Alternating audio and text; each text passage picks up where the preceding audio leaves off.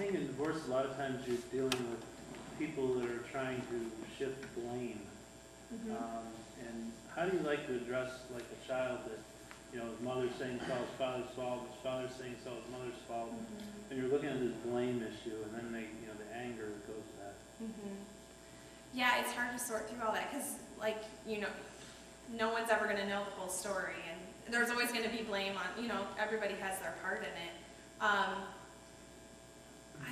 I don't know the best way to always deal with that. I mean, you need to listen to kind of what they're saying and what, you know, mom says this, dad says this, and just maybe help them to understand that, you know, they both made decisions that, you know, didn't help things go right, and it's really not important whose fault it is, but how can you, you know, have a good relationship with your mom and your dad, no matter what's going on between them.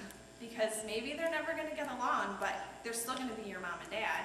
So, you know, and just kind of maybe helping them focus on that, because that's a hard thing, because a lot of parents can't get along after they get divorced, and then there's a lot of going back and forth, and when I'm with dad, then he says this about mom, and vice versa, and that's a hard thing to deal with, because then the child always feels like they're defending the other parent, and that's not their job.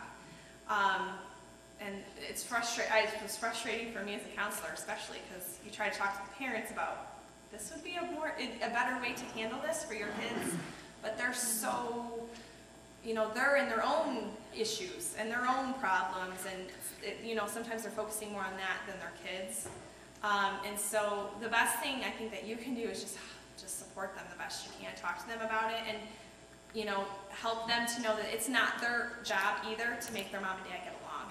Because I think a lot of kids then feel like, well, if I could just make dad not mad at mom, or just make mom not mad at dad, then everything would be fine. And they just help them to realize that, you know, you just got to be the best, you know, son you can to your dad, and the best son you can be to your mom. And when they start talking about mom or dad, you know, maybe help them to be assertive with their parents, you know, just say, I really wish you wouldn't talk about dad like that when I'm here, you know? And if you know the parents, you might know whether or not that would be a good idea too, because sometimes that's not going to go over well with a parent. So it's kind of a case-by-case basis. I just had a question about younger children with divorce. I noticed that some of my students, they act like it's no big deal at all. They just kind of, you know, they're little, they're smaller, but do you have any thoughts about that? That they just, you know, kind of like, wow, my mom and dad are getting a divorce, and they'll tell me, but they'll just kind of look like, you know. I would say probably they're kind of in a survival mode. They're doing, younger kids can't really comprehend everything that's going on, and they can't really understand their feelings about it either. And so they're probably not going to process it a lot as a younger child. It's probably going to come out when they're older, preteen, teenager. And that's, I said when they get to the youth center. Yeah. and it might, you know, and then it's going to maybe start coming out, because all of a sudden they're able to really think through, and they're able to process those feelings a little bit better.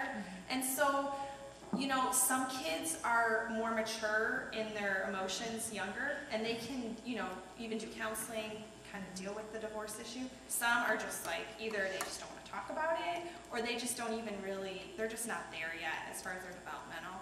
And so I wouldn't worry too much that it's, you know, that you need to try to get them to process it. You know, you kind of meet them where they're at, and if they're coping okay with it now, then I would just keep being there for them. If they come to the point where they're ready to address it, then you can do it then. But you can only meet people where they're at. And so probably that's the way that they're going to get through it the best that they can at the time. I think it was helpful to know you just said that kind of helping them know that the burden of making their parents get along isn't on them. Are there other burdens that they feel like that? I'm sure there are. People who've been through experience would know better. Do you want to comment on that? You're shaking your head. Because personally I haven't been through something like that, so I don't know everything that people feel. Usually the kids feel like they're to blame for it sometimes. Like that's how I was during my parents' divorce. Like I thought, hey, this is my problem. I did this to my family. And sometimes the parents even force that upon the kids. Like, kind of sucks, but it happens.